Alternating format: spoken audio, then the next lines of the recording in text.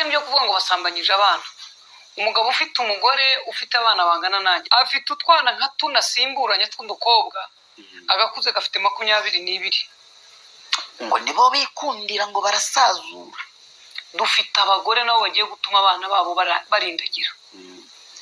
ntabwo barimo kwipfa kwiyahura gusa n'abagore babi urumva ahubwo tugiye gupfakara twese, ahubwo turi satani abagore bizira bya Yesu.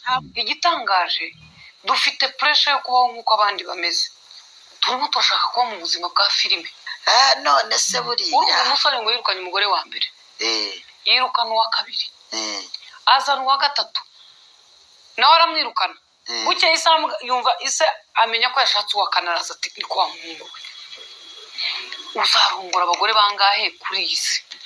Saramuga ati rero mwana wanjye, abo bagore bose uvuze uko ari 4, izo ngeso bafite ari 4, yuko zifite ari uyu kandi turasazanye.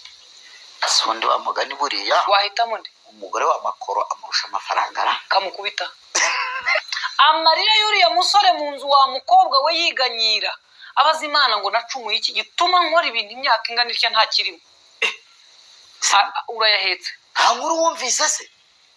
Amarira y'abakobwa wa musore watendetse abakobwa 10 bose uraye uri bufatirembo, hari nabo ngo babafatira amarembo, hari n'abajya kwerekanwa iwabo afite uwazarongora agira ngo abajijisha muri izo karitsiye. Amarira y'abo bantu n'umuvumo w'ababyeyi uraduhangayikishije mu